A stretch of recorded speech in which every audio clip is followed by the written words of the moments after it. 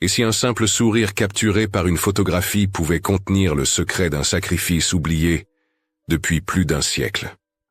En octobre 1911, dans la brume du Limousin, un jeune soldat de 18 ans a posé devant l'objectif quelques heures avant sa mort. Son sourire semblait paisible, presque serein. Mais derrière cette image se cachait une vérité bien plus sombre. Des décennies plus tard, un historien a découvert que le nom inscrit au dos de la photo n'était pas le bon. L'identité du soldat, les circonstances de sa disparition et la raison de ce sourire allaient bouleverser tout ce que l'on croyait savoir. Alors, pourquoi un condamné à mort a-t-il choisi de sourire? Restez avec moi, car je vais vous raconter une histoire dramatique inspirée de faits réels historiques, qui révèlent une leçon de courage et d'humanité intemporelle. Avant de commencer, abonnez-vous à la chaîne, cliquez sur « J'aime » et dites-moi dans les commentaires de quelle ville vous regardez cette vidéo. Cela nous aide énormément à partager ces récits et à montrer que la mémoire et les leçons de vie voyagent partout dans le monde. Il existe une photo qui ne devrait pas exister.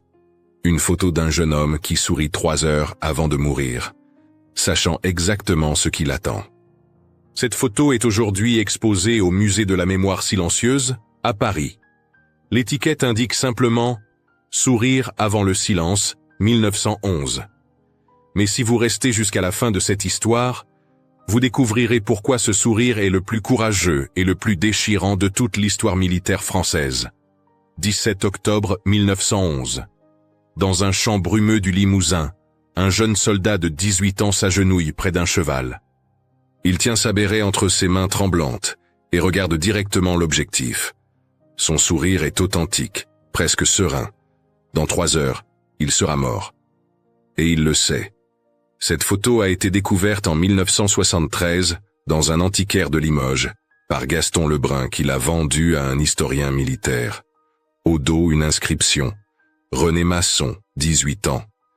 Mais après des années de recherche dans les archives de l'armée de terre, l'historien a découvert quelque chose de troublant. René Masson était bien un soldat du 23e régiment d'infanterie coloniale. Mais il est mort en 1915, 4 ans après cette photo. L'homme sur l'image n'était pas René Masson. Son vrai nom était Antoine Ravaillac. Fils d'un savetier alcoolique de Tulle, il avait des mains qui tremblaient chaque fois qu'il touchait du métal, séquelles d'un accident dans l'atelier de son père quand il avait 8 ans. Il bégayait terriblement quand il était nerveux. Il ne savait ni lire ni écrire, sauf pour signer son nom. Et dans quelques heures, il allait mourir pour un crime qu'il n'avait pas commis. Mais pour comprendre comment ce jeune homme de 18 ans s'est retrouvé à sourire face à sa propre mort, nous devons revenir 6 mois en arrière, au printemps 1911, quand les officiers de recrutement sont arrivés à Tulle. Le ministère de la Guerre venait de lancer un projet pilote, recruter des jeunes ruraux pour l'armée d'Afrique. 50 francs pour chaque famille qui offrait un fils. Pour Marguerite Ravaillac, veuve depuis 3 ans, c'était plus d'argent qu'elle n'en avait vu depuis la mort de son mari. Antoine avait supplié sa mère. Il avait une peur panique de l'eau depuis qu'il avait failli se noyer dans la Corrèze, à 7 ans. L'idée de traverser la mer vers l'Afrique le terrorisait. Mais Marguerite avait déjà signé les papiers. Le recibo de paiement, conservé aux archives municipales de Tulle, porte la date du 3 avril 1911. 50 francs. Le prix d'une vie. La veille de son départ, Antoine s'était violemment disputé avec son jeune frère Marcel. Les mots qu'ils s'étaient lancés ce soir-là resteraient à jamais leur dernière conversation. Marcel lui avait crié qu'il était un lâche. Antoine avait répondu qu'au moins, lui, il ne verrait pas leur mère mourir de faim. Aucun des deux n'avait dit « je t'aime ». Aucun des deux n'aurait jamais l'occasion de le faire.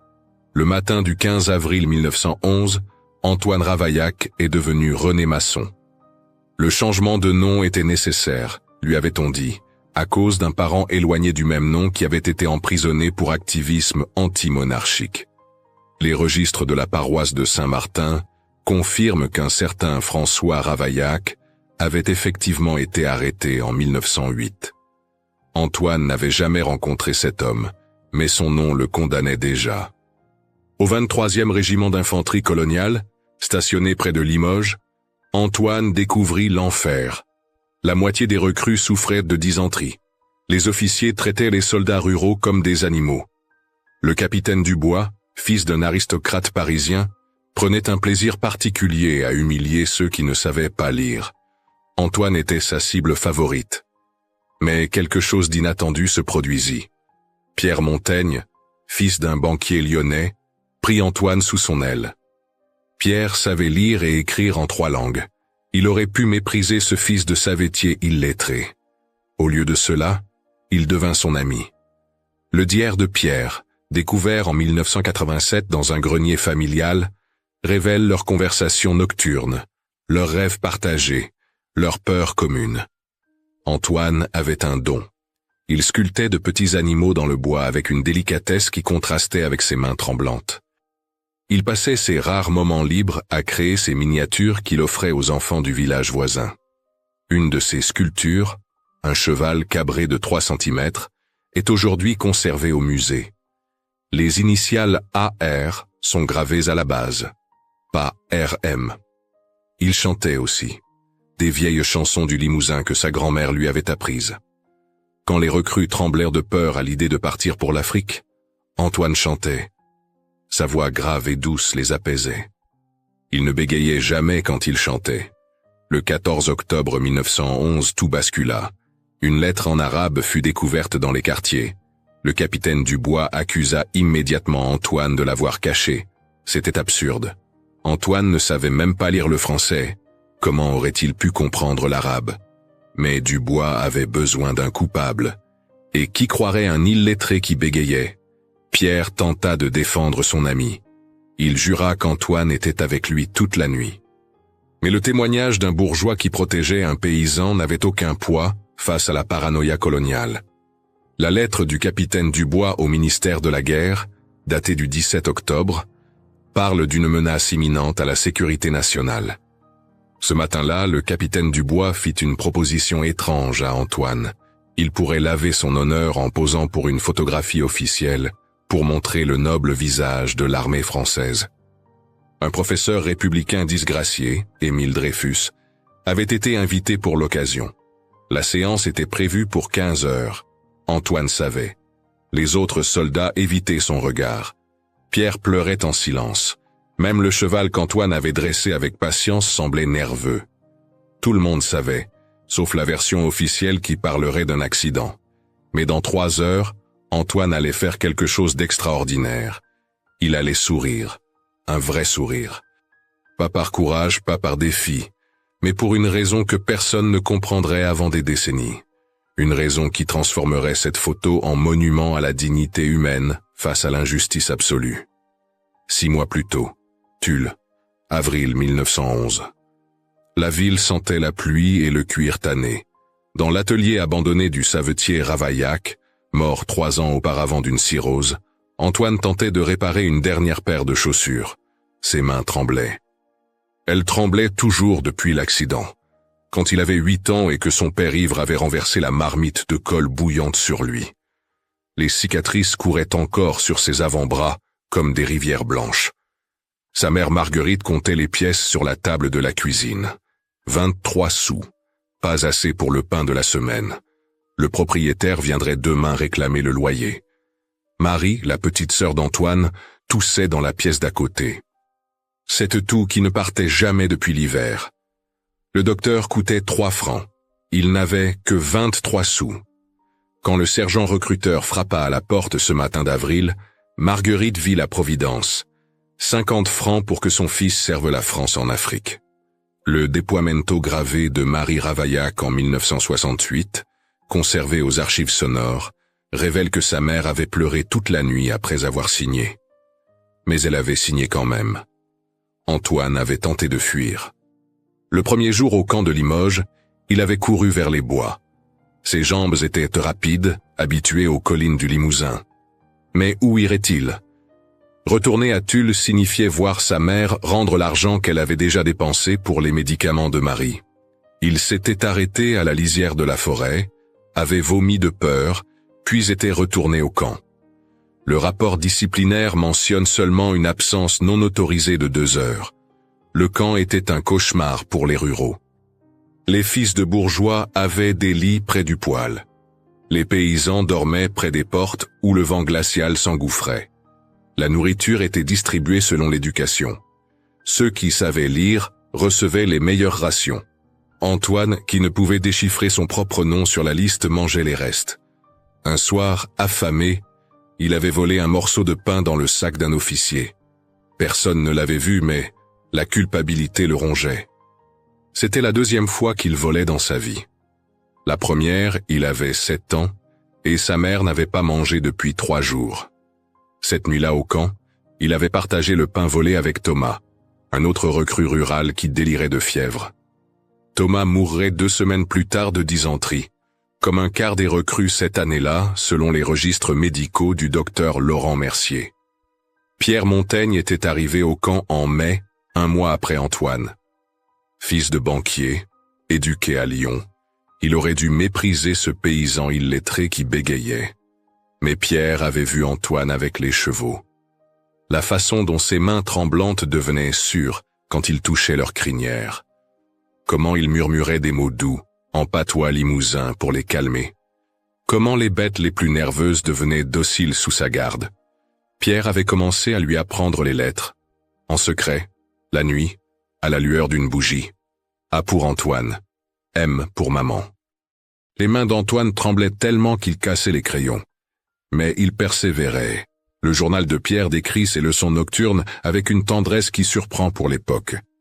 Il écrit qu'Antoine pleurait de frustration, mais revenait chaque soir. Antoine lui rendait la pareille à sa manière.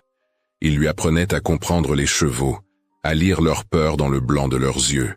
Il lui montrait comment sculpter le bois avec un simple couteau. Pierre conserverait toute sa vie le premier animal qu'Antoine lui avait aidé à créer. Un chien bancal à 3 pattes que Pierre trouvait parfait dans son imperfection. Le capitaine Dubois haïssait cette amitié. Un bourgeois qui fraternisait avec la racaille rurale, c'était contre nature. Il avait convoqué Pierre plusieurs fois pour lui intimer de garder ses distances. Pierre avait poliment refusé. Dans une lettre à son père jamais envoyée, Pierre écrivait que Dubois était tout ce qu'il détestait dans l'armée. La cruauté déguisée en discipline, la lâcheté habillée en autorité. En juillet, Antoine avait dicté sa première lettre à sa mère. Pierre écrivait sous sa dictée. Antoine s'excusait pour la dispute avec Marcel. Il promettait de revenir avec assez d'argent pour soigner Marie. Il disait qu'il l'aimait, des mots qu'il n'avait jamais prononcés de vive voix. La lettre ne fut jamais envoyée. On la retrouva dans les affaires de Pierre après sa mort en 1969, jaunie mais intacte. Les soldats ruraux avaient créé leur propre monde parallèle pour survivre. Ils partageaient le peu qu'ils avaient. Une cigarette divisée en 4, un morceau de savon usé jusqu'à disparaître. Antoine chantait ses chansons du Limousin. Baptiste de l'Aveyron racontait des histoires de bergers. Louis du Cantal imitait les officiers avec une précision qui les faisait rire jusqu'aux larmes. Mais la paranoïa coloniale grandissait. Les officiers voyaient des espions partout. Chaque arabe aperçu près du camp était un threat potentiel. Chaque lettre dans une langue étrangère était suspecte. Le rapport du professeur Émile Dreyfus, le photographe, note l'atmosphère de terreur qui régnait dans les camps d'entraînement coloniaux. Une terreur qui cherchait toujours un bouc émissaire. En septembre, Antoine avait sauvé un jeune recruta, Jules, des coups d'un sergent ivre. Il s'était interposé, avait reçu les coups à sa place. Son nez cassé ne s'était jamais remis correctement droit. Sur la photo finale, on peut encore voir la légère déviation. Mais ce jour-là, Antoine avait gagné quelque chose de plus précieux que la beauté. Le respect silencieux de ses camarades. Il continuait à sculpter. Ses créations devenaient plus élaborées. Un cheval cabré, une mère tenant un enfant. Un oiseau aux ailes déployées. Il les donnait aux enfants du village voisin qui venaient regarder les soldats s'entraîner. Les enfants l'appelaient le soldat aux mains magiques. Il ne savait pas que ses mains tremblaient dès qu'elle lâchait le couteau à sculpter. Le 10 octobre, 4 jours avant le drame, Antoine avait fait un rêve. Il l'avait raconté à Pierre qu'il avait noté dans son journal. Il avait rêvé qu'il était un oiseau de bois, une de ses sculptures, et qu'il s'envolait au-dessus de la mer qu'il craignait tant. Il voyait sa mère, Marie et Marcel d'en haut. Il souriait. Ils étaient heureux. Et lui, l'oiseau de bois, était libre. Le 14 octobre au matin, quand la lettre en arabe fut découverte, tout le monde savait qui serait accusé. Le paysan illettré qui ne pouvait pas se défendre. Le bègue qui ne pourrait pas plaider sa cause. Le fils de savetier que personne n'écouterait. Les registres militaires montrent que l'enquête dura moins de 3 heures, un record de rapidité qui cache mal l'absence totale d'investigation réelle. Mais ce que le capitaine Dubois ne savait pas, c'est qu'Antoine avait déjà fait son choix. Un choix que personne ne comprendrait avant que Pierre ne révèle la vérité 6 décennies plus tard. Un choix qui transformerait sa mort en acte de résistance silencieuse. Un choix qui commençait par un sourire. 14 octobre 1911, 10 heures du matin. La lettre en arabe était posée sur le bureau du capitaine Dubois comme une accusation muette. Personne ne savait ce qu'elle disait. L'interprète le plus proche était à 3 jours de cheval. Mais Dubois n'avait pas besoin de traduction. Il avait besoin d'un coupable. Antoine était dans l'écurie quand ils vinrent le chercher. Il brossait Tonnerre, le cheval le plus difficile du régiment, celui qui avait mordu 2 palefreniers. Sous les mains d'Antoine, Tonnerre était docile comme un agneau. Le cheval hennit quand les soldats emmenèrent Antoine. Un hennissement que les témoins décriraient plus tard comme un cri de détresse. Dans le bureau de Dubois, Antoine essaya de parler. Les mots se bousculaient, se cassaient contre ses dents. Le bégaiement empirait avec la peur. Il tentait de dire qu'il ne savait même pas à quoi ressemblait l'arabe, qu'il pouvait à peine écrire son propre nom. Mais les syllabes sortaient hachées, ridicules. Dubois souriait. Ce sourire cruel que Pierre décrirait dans son journal, comme le visage même de l'injustice. Pierre avait tenté d'intervenir. Il avait juré sur l'honneur de sa famille qu'Antoine était avec lui toute la nuit, qu'ils avaient joué aux cartes jusqu'à l'aube avec Baptiste et Louis. Le témoignage de Baptiste et Louis fut rejeté. Des paysans qui protégeaient un des leurs, aucune valeur. Celui de Pierre fut ignoré. Un bourgeois égaré par de mauvaises fréquentations. Ce que personne ne savait, c'est que la lettre avait été plantée par le sergent Moreau. Le déposition du soldat Jacques Ferrand, recueilli en 1962 pour une thèse universitaire, révélerait que Moreau avait des dettes de jeu. Il avait reçu 50 francs pour faire accuser un soldat rural. N'importe lequel. Antoine était simplement le plus vulnérable. À midi, Dubois proposa son marché. Antoine poserait pour une photographie officielle. Il montrerait le noble visage de l'armée française.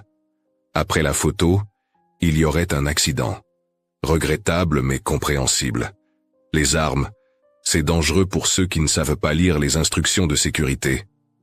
L'ata médica était déjà préparé. Le docteur Mercier avait reçu ses ordres. Antoine comprit. Il demanda une seule chose. Pouvoir écrire une lettre à sa mère. Dubois ricana. Un illettré qui veut écrire. Mais Pierre s'avança. Il écrirait sous la dictée d'Antoine. Dubois accepta, amusé par l'ironie. Le condamné qui dicte ses derniers mots à son seul ami. Dans la chambre vide, Pierre prit la plume. Antoine dicta lentement, luttant contre le bégaiement pour chaque mot. Il demandait pardon à sa mère pour ne pas revenir. Il disait à Marie de rester forte, de continuer à se battre contre la maladie. Il suppliait Marcel de prendre soin de leur mère. Il disait enfin ces mots qu'il n'avait jamais prononcés. « Je vous aime tous ». Puis il ajouta quelque chose qui fit pleurer Pierre. Il demandait à sa mère de ne pas avoir honte de lui. Il savait qu'on dirait qu'il était un traître, mais il voulait qu'elle sache qu'il mourait innocent, qu'il mourait pour que d'autres vivent. Car Antoine avait compris quelque chose que Dubois n'avait pas prévu. Si Antoine tentait de fuir ou de se défendre, Dubois accuserait tous les soldats ruraux de complicité. Baptiste, Louis, Jules, une dizaine d'autres. Tous seraient envoyés au bagne ou exécutés. Le carnet de Pierre révèle qu'Antoine avait compté 13 hommes, 13 pères, fils, frères, contre sa seule vie. Le calcul était simple. Antoine avait choisi. Il passa l'heure suivante à sculpter. Une dernière pièce. Ses mains tremblaient, plus que jamais, mais il persévérait. C'était un oiseau, les ailes grandes ouvertes, prêt à s'envoler. Sur la base, il grava non pas RM, mais AR, ses vraies initiales. Un acte de rébellion minuscule mais définitif. Il donna l'oiseau à Pierre. « Pour ma mère, dit-il. » Un jour, à 14 heures, le photographe arriva. Émile Dreyfus, professeur républicain disgracié, parent éloigné du célèbre affaire. Il avait été chassé de son poste pour ses idées progressistes. Maintenant, il survivait en prenant des photos pour l'armée. Mais Dreyfus avait des yeux qui voyaient. Il vit la peur dans les regards des soldats. Il vit le sourire cruel de Dubois. Il comprit. Dreyfus installa son matériel lentement, très lentement. Il régla et re-régla son appareil. Il cherchait le bon angle, la bonne lumière. En réalité, il gagnait du temps. Il espérait un miracle, une intervention, n'importe quoi. Mais les minutes passaient et rien ne venait. Il demanda à Antoine de s'agenouiller près de Tonnerre. Le cheval était nerveux, sentant le drame. Antoine posa sa main sur l'encolure de l'animal et murmura quelque chose en patois. Le cheval se calma instantanément. Dreyfus nota ce moment dans son rapport, conservé aux archives. Cette capacité qu'avait Antoine à apaiser les bêtes effrayées alors qu'il était lui-même terrorisé. Dubois s'impatientait. Il voulait en finir. Mais Dreyfus avait une dernière carte à jouer. Il demanda à Antoine de sourire. « Pour la postérité, dit-il, pour que l'image soit belle, pour que sa mère soit fière. » Et il ajouta, en regardant Antoine droit dans les yeux, « pour que la vérité survive à l'image. » Antoine comprit le message. Dreyfus savait, et Dreyfus témoignerait, à sa manière. Pas tout de suite, c'était trop dangereux. Mais un jour, la photo serait la preuve, le sourire serait le témoignage, la vérité survivrait au mensonge. C'est alors qu'Antoine pensa à sa promesse. Celle qu'il avait faite à sa mère le jour du départ. « Je reviendrai, maman. Je reviendrai et tu seras fière de moi. » Il ne reviendrait pas, mais elle serait fière. Un jour, quand la vérité éclaterait, elle saurait que son fils était mort en héros. Pas le héros que l'armée voulait montrer, mais un vrai héros. Celui qui meurt pour sauver les autres. Le soleil commençait à baisser. La lumière dorée du Limousin enveloppait la scène. Dreyfus ajusta une dernière fois son objectif. Dans le viseur, il vit quelque chose d'extraordinaire. Le reflet dans les yeux d'Antoine. On pouvait y voir, minuscule mais présent, le groupe de soldats ruraux qui se tenaient à distance, témoins impuissants. Dreyfus sut qu'il tenait sa preuve. Il appuya sur le déclencheur à 15h17 exactement. Le clic de l'appareil résonna comme un coup de feu dans le silence. Antoine souriait. Un vrai sourire. Le sourire de celui qui a fait la paix avec son destin. Le sourire de celui qui sait que sa mort n'est pas vaine. Le sourire de celui qui pardonne à ses bourreaux. Tonnerre hennit doucement, comme s'il disait adieu. Antoine se releva, rendit son béret à l'officier qui l'accompagnait, et dit simplement « C'est fait ». Puis il se tourna vers Pierre une dernière fois et prononça clairement, sans bégayer, « Dis à ma mère que je l'aime. Dans 1h43, Antoine Ravaillac serait mort. » Mais son sourire, capturé pour l'éternité, commençait déjà son long voyage vers la vérité. 15h27. Le ciel du Limousin prenait des teintes de cuivre. Antoine marchait entre deux soldats vers le champ derrière les écuries. Ses pas étaient fermes, plus de tremblement, plus de bégaiement. La peur s'était transformée en quelque chose d'autre. Une forme étrange de paix. Pierre suivait à distance avec les autres soldats ruraux. Baptiste pleurait en silence. Louis serrait les poings jusqu'à s'enfoncer les ongles dans les paumes. Jules, le jeune recrue qu'Antoine avait protégé, vomissait derrière un arbre. Ils savaient tous. L'accident qui n'en serait pas un. Le capitaine Dubois attendait dans le champ. À ses côtés, le sergent Moreau tenait un fusil Lebel modèle 1886, l'arme d'Antoine, prétendument. Celle qu'il nettoyait quand le coup serait parti accidentellement. Le scénario était écrit. Le docteur Mercier attendait dans son bureau, la fiche médicale déjà remplie. Perforation thoracique accidentelle. Mort instantanée. Pas de souffrance. Antoine demanda une dernière faveur. Tenir la sculpture qu'il venait de terminer. Un petit cheval de bois, parfait dans ses imperfections.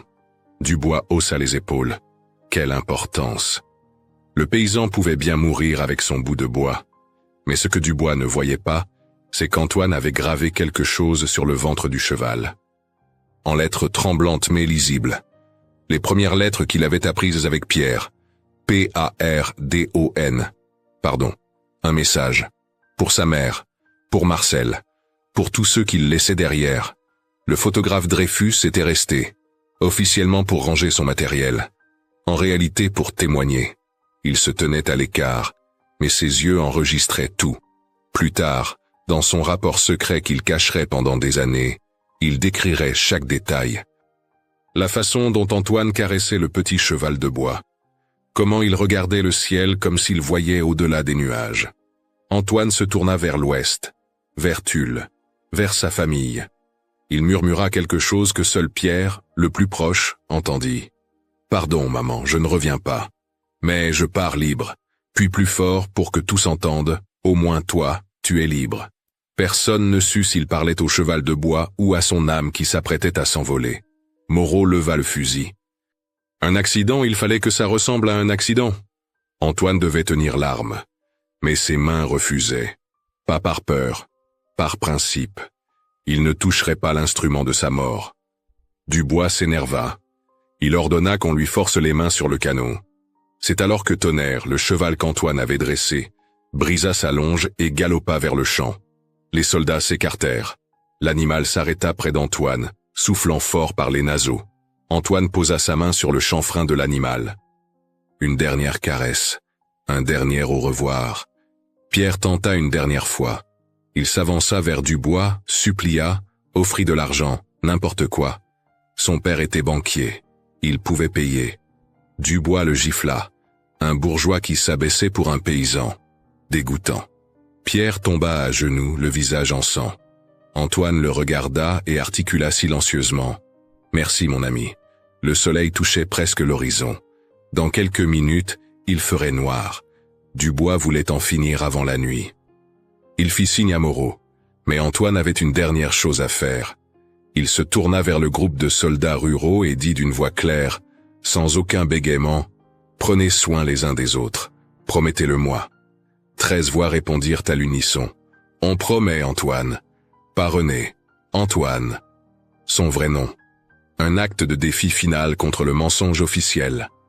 Moreau ajusta son tir. Antoine ferma les yeux et pensa à sa petite sœur Marie. Est-ce que les médicaments achetés avec les 50 francs l'avaient sauvé? Il ne le saurait jamais. Mais il voulait y croire. Il voulait partir en croyant que sa mort avait au moins servi à ça. Le coup partit à 17h03. Les registres militaires mentionnent l'heure précise. Un seul coup. Net. Précis. Pas un accident. Une exécution. Antoine tomba en avant. Le petit cheval de bois toujours serré dans sa main. Ses yeux restaient ouverts, fixés sur le ciel qui s'assombrissait. Pierre se précipita. Il ferma les yeux de son ami et prit le petit cheval de bois. Il remarqua alors quelque chose d'extraordinaire. Du sang d'Antoine avait coulé sur la sculpture, formant comme des ailes rouges sur les flancs du cheval. Comme si l'animal de bois s'apprêtait vraiment à s'envoler. Le docteur Mercier arriva pour constater le décès. Il évita le regard des soldats. Dans son rapport médical, il écrivit mécaniquement les mots convenus. Accident, manipulation imprudente, mort instantanée. Mais ses mains tremblaient en signant. 40 ans plus tard, sur son lit de mort, il avouerait à sa fille la vérité sur les exécutions déguisées du camp. Dubois ordonna un enterrement immédiat. Pas de cérémonie, pas de prière. Un accident ne mérite pas les honneurs. Le corps d'Antoine fut porté par ses camarades ruraux jusqu'à un champ sans nom à la lisière du camp. Pas de croix, pas de pierre, juste un monticule de terre. Mais les soldats ruraux revinrent la nuit. Ils plantèrent un jeune chêne sur la tombe. Baptiste avait volé l'arbrisseau dans le jardin du commandant. Chacun grava une lettre sur le tronc. Ensemble, les lettres formaient un mot. Innocent. Tonnerre, le cheval, refusa de manger pendant 3 jours. Il resta près de l'écurie où Antoine l'avait soigné. hennissant plaintif. Le 4e jour, il s'échappa et ne fut jamais retrouvé. Certains villageois jurèrent l'avoir vu galoper vers l'ouest, vers Tulle, comme s'il portait un message invisible. Pierre garda le petit cheval de bois taché de sang. Il écrivit tout dans son journal.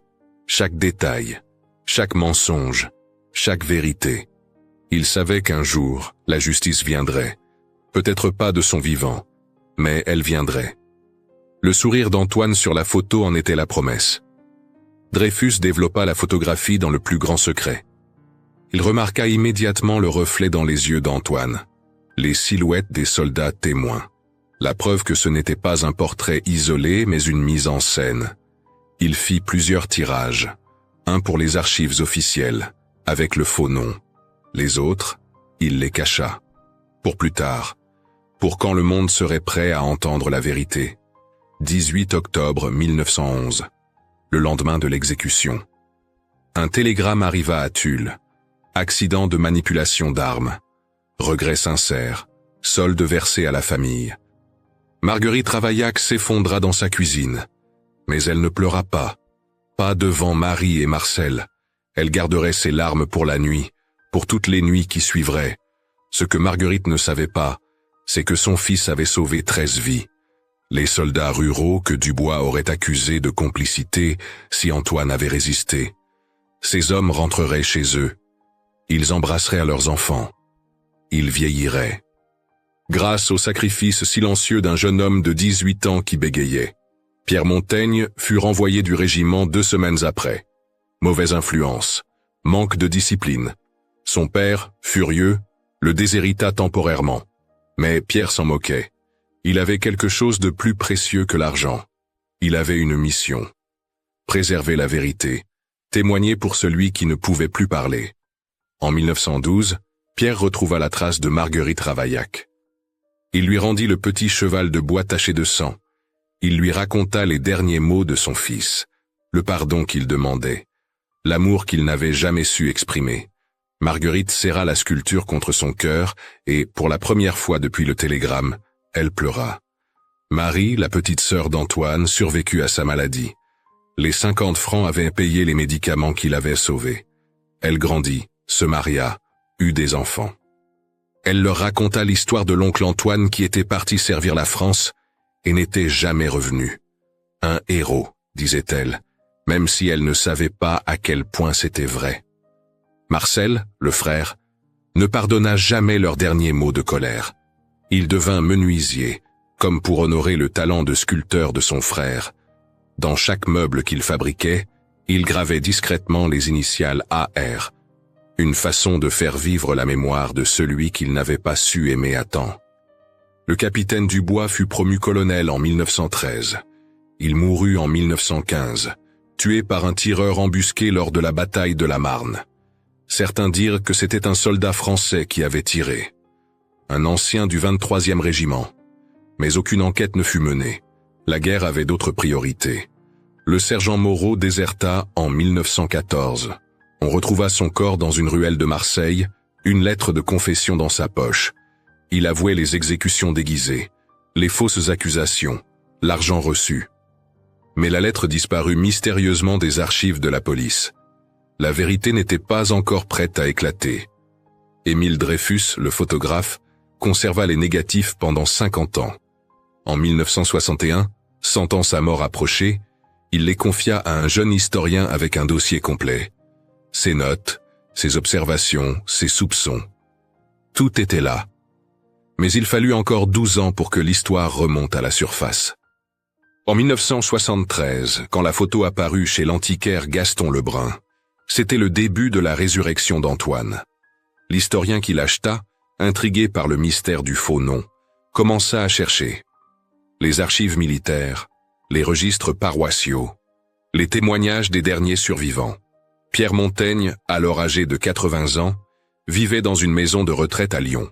Quand l'historien le retrouva, Pierre pleura. 62 ans d'attente. Enfin, quelqu'un voulait connaître la vérité. Il sortit son vieux journal, jauni mais lisible. Chaque page était un témoignage, chaque mot une preuve. Le musée accepta d'exposer la photo avec la vraie histoire. Mais il fallait une preuve irréfutable. C'est alors qu'on analysa le négatif original avec les techniques modernes. Le reflet dans les yeux d'Antoine, les silhouettes des témoins, et surtout, dans le coin inférieur droit, presque invisible, la sculpture qu'Antoine tenait. Les lettres gravées. P-A-R-D-O-N. En 1975, une cérémonie officielle fut organisée. Le nom d'Antoine Ravaillac fut réhabilité. On retrouva l'endroit approximatif de sa tombe grâce aux vieux chênes que les soldats avaient plantés. L'arbre avait grandi, majestueux. Les lettres gravées sur le tronc étaient déformées mais toujours lisibles. Innocent. Marie Ravaillac, devenue Marie Dubost, assista à la cérémonie. Elle avait 79 ans. Elle apporta toutes les petites sculptures que son frère avait faites enfant. Des dizaines de petits animaux de bois. Le musée les exposa à côté de la photo. L'art d'un jeune homme qui transformait la matière brute en beauté. Le petit-fils de Marie, Jean Dubost, devint sculpteur. Il disait que c'était dans le sang. L'héritage de l'oncle qu'il n'avait jamais connu mais dont l'esprit guidait ses mains. Ses œuvres représentaient toujours des oiseaux en vol. Libres. Comme Antoine avait rêvé d'être. Pierre Montaigne mourut en 1976, un an après la réhabilitation. Il avait accompli sa mission. Sur sa table de nuit, on trouva le petit cheval de bois qu'il avait gardé après l'avoir rendu à Marguerite. Elle le lui avait redonné, disant qu'Antoine aurait voulu qu'il l'ait. Les ailes de sang avaient pâli avec le temps, mais elles étaient toujours là. Aujourd'hui, la photo est l'une des plus visitées du musée de la mémoire silencieuse. Les gens restent longtemps devant. Ils regardent ce sourire. Ce sourire impossible d'un condamné à mort. Et ils comprennent quelque chose de fondamental sur le courage. Le courage n'est pas l'absence de peur. Antoine avait peur. Il tremblait. Il bégayait. Il voulait vivre. Le courage, c'est de sourire quand même. C'est de choisir la dignité quand tout vous est enlevé. C'est de sauver les autres au prix de sa propre vie. C'est de pardonner à ceux qui vous tuent. Les descendants des 13 soldats qu'Antoine a sauvés se réunissent chaque 17 octobre. Ils déposent des fleurs sous la photo. Ils racontent l'histoire à leurs enfants. Comment un jeune homme qui ne savait pas lire a écrit la plus belle page de courage de leur histoire familiale. Le chêne planté sur la tombe d'Antoine est devenu un lieu de pèlerinage discret. Les gens y viennent déposer de petites sculptures en bois. Des chevaux, des oiseaux, des messages d'espoir. L'arbre est couvert de ces offrandes qui oscillent dans le vent comme des prières silencieuses. L'histoire d'Antoine nous enseigne que les vrais héros ne portent pas toujours des médailles. Parfois, ils meurent dans l'anonymat, accusés de crimes qu'ils n'ont pas commis. Mais la vérité, même enterrée, finit toujours par germer. Comme un chêne sur une tombe sans nom. Le sourire d'Antoine n'était pas un défi, c'était un cadeau. À sa mère qu'il ne reverrait jamais, à ses amis qu'il sauvait par sa mort, à nous tous qui regardons sa photo plus d'un siècle plus tard. Ce sourire nous dit, même dans l'obscurité la plus totale, l'humanité peut briller. Et si cette histoire vous a touché, attendez de découvrir celle de Marie Castellane, la femme de la prochaine photo, qui en 1943 a caché 32 enfants juifs dans les caves de Lyon. Son sourire sur la photo cache une histoire encore plus extraordinaire. Car Marie savait qu'elle était photographiée par la Gestapo. Et elle souriait quand même. Cette histoire est inspirée de faits réels et de contextes historiques. Mais derrière le sourire d'Antoine, il y a une vérité intemporelle. Le courage ne consiste pas à ne pas avoir peur, mais à choisir la dignité et la justice même quand tout semble perdu. Son sourire nous rappelle que même dans l'obscurité, l'humanité peut briller. Et vous, qu'auriez-vous fait à la place d'Antoine, sachant que votre silence pouvait sauver d'autres vies? Avez-vous déjà ressenti le poids d'un choix injuste que vous avez dû porter seul? Qu'est-ce que ce sourire vous inspire sur le sens de la loyauté, du pardon et de la mémoire? Si vous êtes resté jusqu'ici, écrivez le mot « courage » dans les commentaires pour que nous sachions que vous avez suivi Antoine jusqu'au bout. Dites-nous aussi de quelle ville vous nous regardez. Abonnez-vous à la chaîne, aimez la vidéo, activez la cloche et partagez cette histoire pour qu'elle continue de vivre. Et cliquez sur la vidéo suivante qui apparaît à l'écran pour découvrir une autre histoire bouleversante.